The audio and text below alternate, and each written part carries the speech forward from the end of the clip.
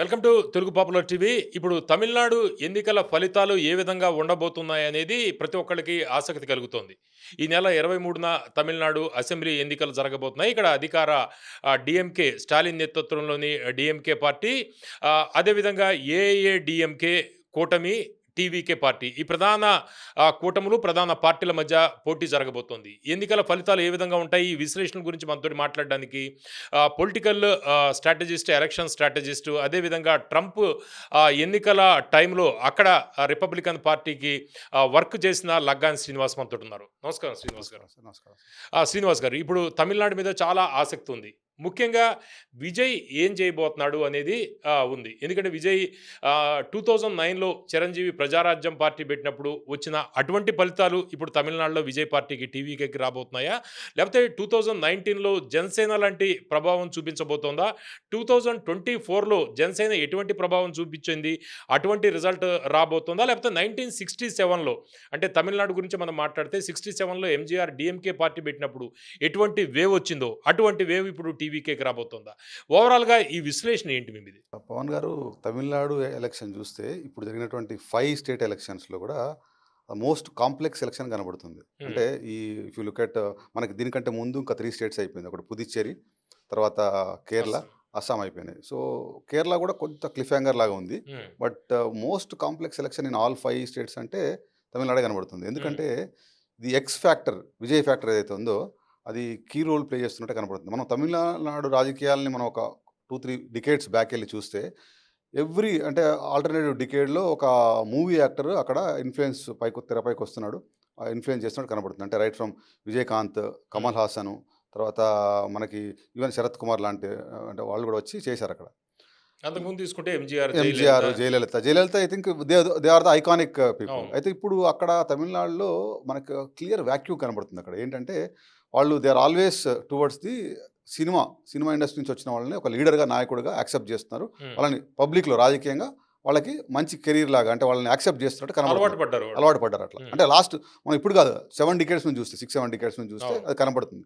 మరి ఇప్పుడు ఆ వాక్యూమ్ ఉంది. జయలలిత చనిపోయినాక వాక్యూమ్ కనపడింది. అయితే మనం స్టాలిన్ని చాలామంది తక్కువ అంచనా వేశారు. ఎట్లా అంటే స్టాలిన్ అంటే వెదర్ వీళ్ళు సర్వైవా లేదా, అంటే వాళ్ళ కుటుంబంలో కూడా అలగిరితో ప్రాబ్లమ్స్ ఉన్నాయి. తర్వాత he has emerge a very strong leader అండి. అంటే మనము ఒకటి గుర్తుంచుకోవాల్సింది ఏంటంటే Stalin is not a small leader. అతను 75-76లో ఎమర్జెన్సీ టైంలో కూడా అరెస్ట్ అయ్యి జైలుకి వెళ్ళాడు. అంటే అంత ఎక్స్పీరియన్స్ ఉన్నటువంటి లీడర్. మళ్ళీ తర్వాత మేయర్గా పనిచేసాడు, చెన్నై మేయర్గా. అక్కడే అతను కీలకమైన రోల్. అంటే చెన్నైని ఒక బ్యూటిఫికేషన్, చెన్నైని ఒక సిటీగా మార్చడంలో ఆయన పాత్ర డెఫినెట్గా it is stayed in the history. So ఇట్లాంటి బ్యాక్గ్రౌండ్ ఉన్న వ్యక్తి మరి మొట్టమొదటిసారి ముఖ్యమంత్రి అయినాక స్టాలిన్ ఆయనకంటూ ఒక క్రియేట్ చేసుకున్నాడు మార్క్. అంటే మీరు చూస్తే యాక్సెసిబిలిటీ వైజ్, అంటే ఎవరైనా ప్రజలు వెళ్ళి కలవడానికి, తర్వాత వెల్ఫేర్ స్కీమ్స్లో, గవర్నమెంట్లో, కరప్షన్లో ఒక మార్క్ తనంతటా తను క్రియేట్ చేసుకున్నాడు. మాస్ లీడర్ కూడా సో క్రియేట్ చేసుకున్నాడు. అంటే he has created his own vote bank.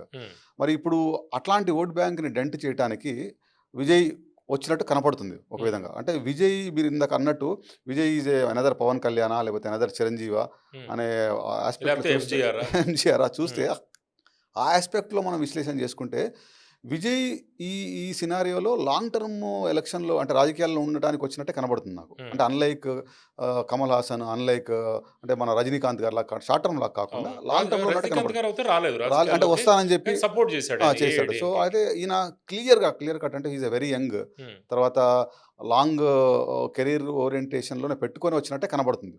ఎందుకంటే ఆయన మూవ్స్ కూడా అలానే ఉన్నాయి.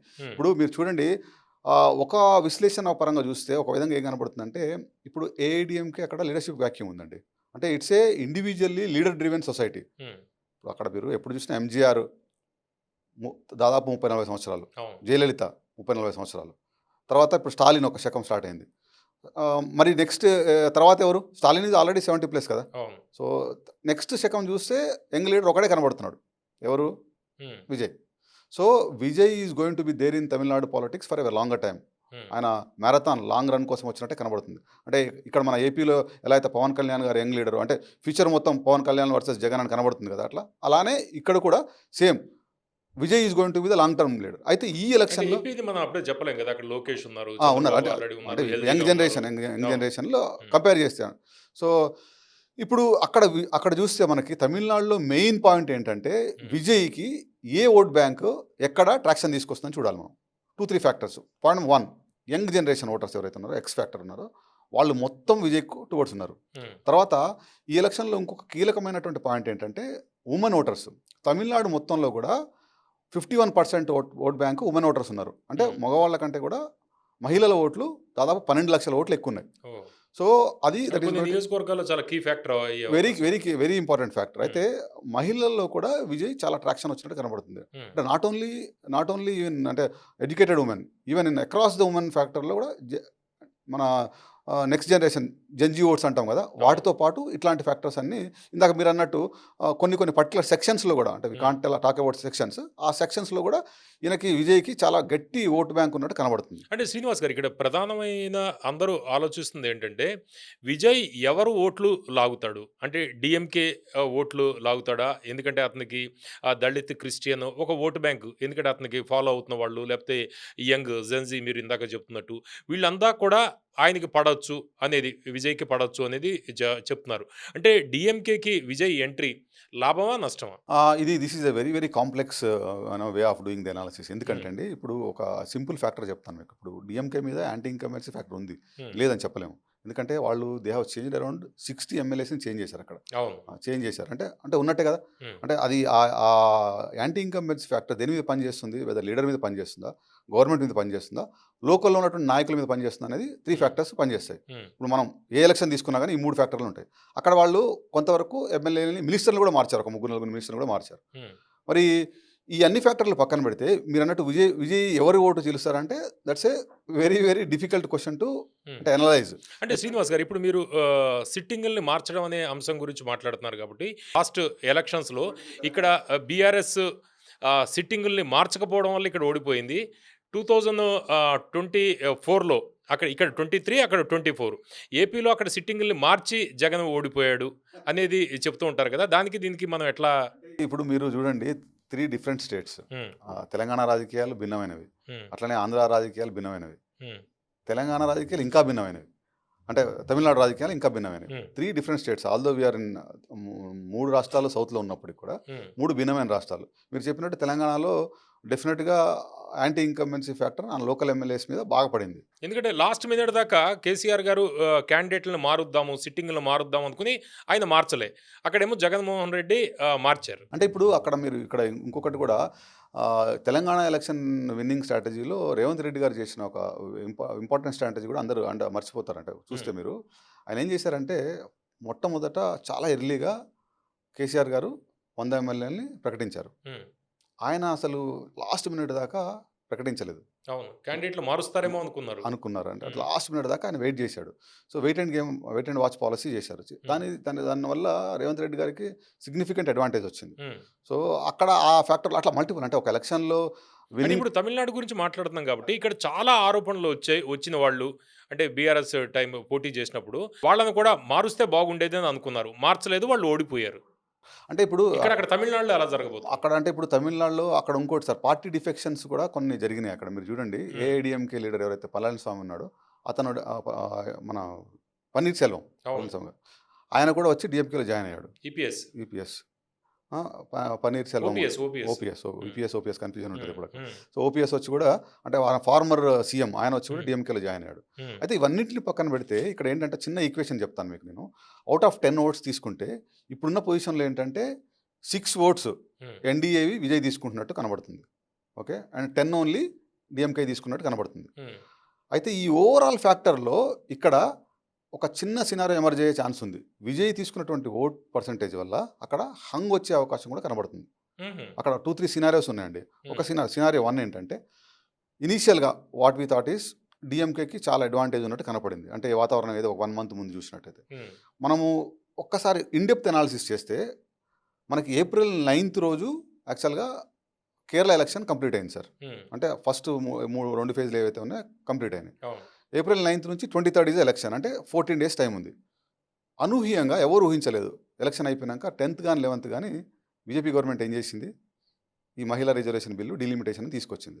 అయితే మీరు చూస్తే, అంటే మీరు ఇన్డెప్త్గా ఒకసారి అబ్జర్వ్ చేయండి, 9th నుంచి 10th, 11th, 12th వరకు కూడా the first party to catch delimitation point ఏదంటే డిఎంకేనే. అవును. డిఎంకే దాన్ని చాలా అగ్రెసివ్గా క్యాచ్ చేసింది, వాళ్ళు జనాల్లోకి తీసుకెళ్ళింది, సౌత్కి నష్టం జరుగుతుందని వాళ్ళు అవును. చాలా మేజర్గా వాళ్ళు ఆ పాయింట్ని ఎలక్షన్ అనాలిసిస్లో. అంటే ఎన్నికల్లో ఇంపాక్ట్ పడే అవకాశం ఉందా? అంటే అది ఎంత అప్పుడు పర్సెంటేజ్ ఆ ఉంటుంది? 3-4 డేస్ ఐఎమ్ టెలింగ్. హ్మ్. సో 3-4 డేస్ అంటే ఎలక్షన్ ఎప్పుడు ఎట్లా ఉంటుందంటే సార్, వాతావరణం చేంజ్ అవుతూ వస్తుంటుంది. అవును. అంటే లాస్ట్ 24 అవర్స్ టు 48 అవర్స్ ఏదైతే ఉంటుందో, హ్మ్. ఆ సెగ్మెంట్లో ఏదైతే నెరేటివ్స్ అయితే వర్కౌట్ అవుతాయో, ఆ హ్మ్. నెరేటివ్స్ మీద పోల్ రిజల్ట్ మారేటువంటి అవకాశం కూడా ఉంటుంది. మనం ఎన్నో ఎలక్షన్స్ చూసాం. అవును. ఇప్పుడు వాజ్పేయి నిరాహార దీక్ష చేసేటప్పటికి రిజల్ట్ మారిపోయింది కదా! మారిపోతుంది కదా సార్ అట్లా. ఉల్లిపాయ రేట్లతోటి కూడా అంటే మారిపోయింది. అదే మారిపోయింది. మీకు లాస్ట్ 24 అవర్స్ టు 48 హ్మ్. ఎలక్షన్ నెరేటివ్ ఏదైతే ఉందో, హ్మ్. అది సిగ్నిఫికెంట్‌గా కొంత ఓట్ బ్యాంక్‌ని చేంజ్ చేసే అవకాశం కంపల్సరీ ఉంటది. హ్మ్. ఎలక్షన్ అంటే ఏంటి సార్, ఇప్పుడు యాక్చువల్‌గా ఎవ్రీ పార్టీకి సిగ్నిఫికెంట్ ఓట్ బేస్ ఉంటది. అంటే 25-30% ఉంటది. అవును. ఆ పైన జరిగేటువంటి 10% 14% 15% ఉంటదో,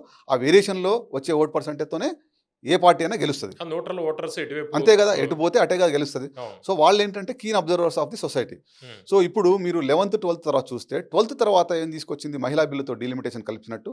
దాని హ్మ్. తర్వాత చర్చ జరిగింది. 16థ్, 17థ్ రోజు పార్లమెంట్‌కి వచ్చినాక హ్మ్. ఎక్స్‌టెన్సివ్ డిస్కషన్ జరిగినాక అందరికీ ఈ మహిళా బిల్లు చేయాలి అంటే, అమలు చేయాలి అంటే గన డీలిమిటేషన్ కావాలి అనే పాయింట్ తెర మీదకొచ్చింది. హ్మ్. అంతే కదా! హ్మ్. ఇప్పుడు ఉన్న అప్పుడు 545. క్యాంపెయిన్ కూడా అక్కడ తమిళనాడులో క్యాంపెయిన్ కూడా పక్కకు పెట్టి ఎంపీలందరూ అటెండ్ అయ్యారు. Absolutely right. సో ఆ! దిస్ ఈజ్ ఏ ఆ ఎలక్షన్. విషయం కూడా స్టాలిన్ పదే పదే చెప్పాడు. అంటే ఇది ఎలక్షన్ ఎంత నెరేటివ్. ఇంపార్టెంట్ అనేది. మీరు ఎలక్షన్ నెరేటివ్ చూస్తే, అవును. ఇప్పుడు ఈ ఈ బెంగాల్‌లో కానీ, తమిళనాడులో గానీ బీజేపీకి క్లియర్ ఎలక్షన్ నెరేటివ్ లేదు. హ్మ్. బెంగాల్‌లో మల్టిపుల్ నెరేటివ్స్ నడుస్తున్నాయి. తమిళనాడు గురించి మాట్లాడుతున్నాను. హ్మ్. తమిళనాడులో అంటే I'm coming about overall strategy. Hmm. So this is a beautiful strategy created by the BJP hmm. Party head చేసి 5-6 డేస్‌లో ఒక బ్యూటిఫుల్ నెరేటివ్‌ని తీసుకొచ్చారు ఎలక్షన్‌లోకి. అది ఏఐడీఎంకేకి, బీజేపీకి కొంత డెఫినిట్‌గా అడ్వాంటేజ్ తెస్తది. హ్మ్.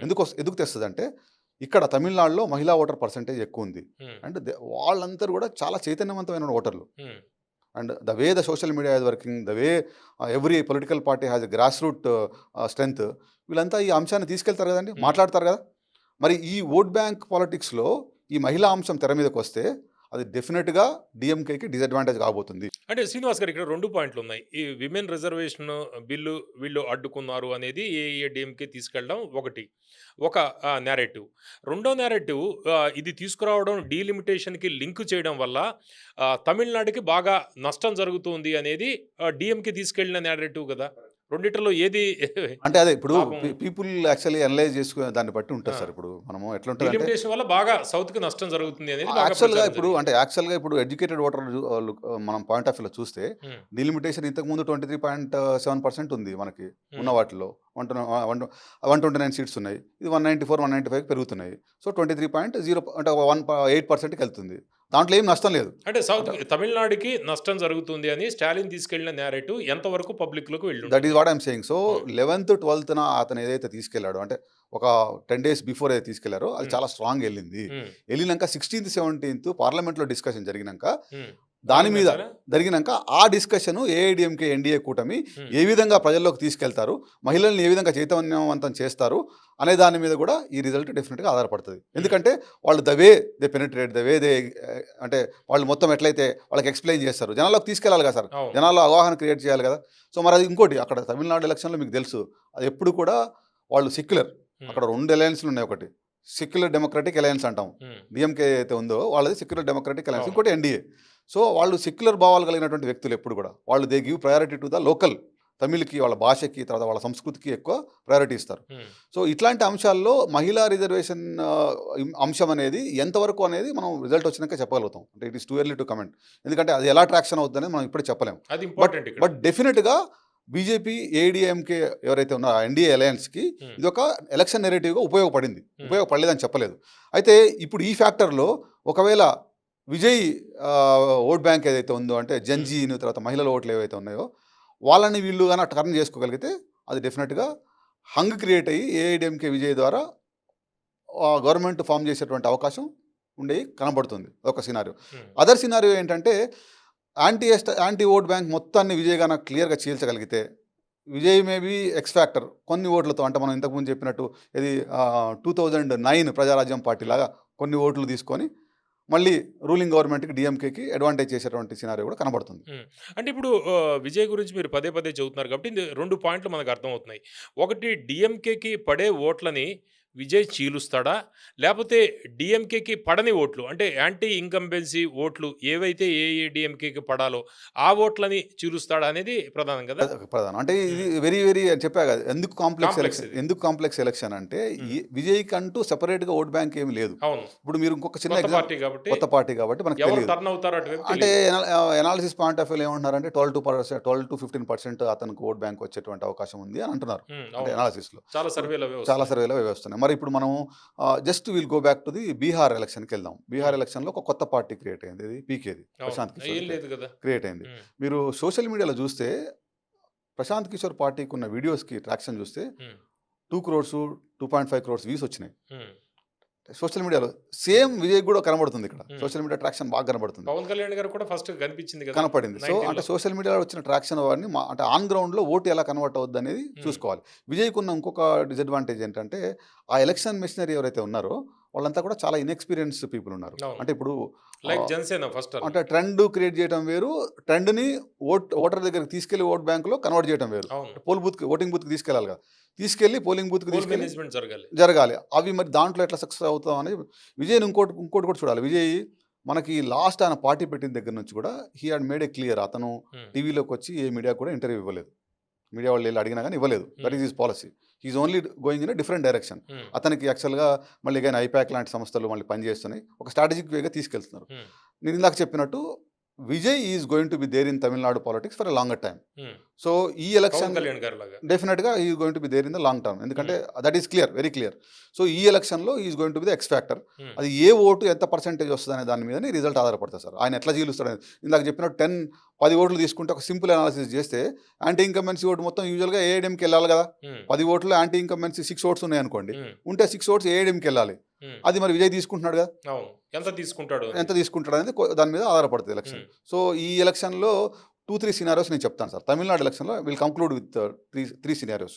సినారియో 1 ఏంటంటే Vijay being the X factor ఎన్నో కొన్ని సీట్స్ వస్తే అతను హీల్ బి అంటే ఎవరికీ మెజారిటీ రాకపోతే hmm. He will be the king maker to form the government. Hmm. That is the scenario 1. Hmm. Scenario 2 ఏంటంటే in case anti incumbency vote మొత్తాన్ని విజయ్ చీల్చగలిగితే ఏఐడిఎంకే అంటే బీజేపీ ఎన్డీఏ అలయన్స్‌కి అది తీవ్రమైన నష్టం క్రియేట్ చేస్తది. హ్మ్. దానివల్ల స్టాలిన్ పార్టీ, డీఎంకే పార్టీ డెఫినిట్‌గా సిగ్నిఫికెంట్ ఎడ్జ్‌తో ఎలక్షన్ గెలుస్తది. Hmm. This is the point number 2. Point number 3 ఏంటంటే keep it aside Vijay performance. And then మనం ఏఐడీఎంకే పెర్ఫార్మెన్స్‌ని కూడా కొంతవరకు వాళ్ళకి కూడా ఓట్ బ్యాంక్ ఉంది కదా! లాస్ట్ ఎలక్షన్‌లో కూడా అవును. వాళ్ళు దే గాట్ అరౌండ్ 70 సీట్స్ వచ్చినాయి. సర్వేల్లో కూడా నెక్ టు నెక్ నెక్ కొద్దిగా టు నెక్ ఎడ్జ్ ఉంది. డీఎంకేకి డీఎంకే ఉంటుందని ఉన్నట్టు వస్తుంది. వస్తుంది. హ్మ్. సో, ఇది క్లిఫ్ హ్యాంగర్‌గా కనబడుతుంది. హ్మ్. ఈ 3 సినారియోస్‌లో ఉంటది. అంటే ఎవరికి కూడా ఫస్ట్ డీఎంకేకి ఈజీగా విక్టరీ వస్తదనుకున్నాం. హ్మ్. కానీ ఈ కేక్ వాక్ అనుకున్నారు. అనుకున్నాం. విజయ్ ఫ్యాక్టర్ ఒకటి, మహిళా రిజర్వేషన్ బిల్ ఒకటి డెఫినిట్‌గా అది కొంత కాంప్లెక్సిటీని క్రియేట్ చేసింది. హ్మ్. సో, ఏదైనా మనం చెప్పిన 3 సినారియోస్‌లో ఏ సినారియో అయినా ఎమర్జ్ కావచ్చు. అది నా పర్సనల్‌గా ఏఐఎడీఎంకేకి ఒక ఇమేజ్ ఉన్న లీడర్ లేకపోవడం అనేది కూడా ఒక సమస్య. Absolutely right sir. What you hmm. Said is absolutely right. AIADMK is struggling with the hmm. Leadership vacuum. Hmm. So, అక్కడ వాళ్ళకి ఏఐడీఎంకేలో ఉంది. ఇంకొక ఫ్యాక్టర్ కూడా ఇక్కడేమో ఎనాలిసిస్ పెద్ద పెద్ద కటౌట్స్ స్టాలిన్, విజయ్ ఇక్కడ ఏఐఏడీఎంకే ఈ స్టాలిన్ ప్లేస్ కూడా లేదు. He emerged as a very strong leader sir. హ్మ్. ఇప్పుడు అక్కడ వాళ్ళ స్టాలిన్‌కి ఇంకో అడ్వాంటేజ్ హ్మ్. ఆయన కొడుకు కూడా. అవును. ఆయన కొడుకు కూడా వాళ్ళకి పార్టీగా స్ట్రాంగ్‌గా కనపడుతున్నారు. వాళ్ళకి ఇంకోటి మీరు చూడాల్సిన 2, 3 పాయింట్స్ ఏంటంటే వెల్ఫేర్ స్కీమ్స్‌లో వాళ్ళు దేశంలో ఎక్కడ జరగనట్టు హ్మ్. మహిళలకు స్కీమ్స్ అక్కడ వాళ్ళు ఏదైతే పెట్టారో అవన్నీ కూడా ముందే డబ్బులేసేశారు. హ్మ్. ₹5,000 ఆల్రెడీ మహిళల అకౌంట్‌లో పడిపోయినాయి అందరిలో. సో, హ్మ్. డీఎంకే ఇచ్చినటువంటి వెల్ఫేర్ స్కీమ్స్ కానీ అవి కానీ చాలా ట్రాక్షన్ క్రియేట్ చేస్తున్నాయి.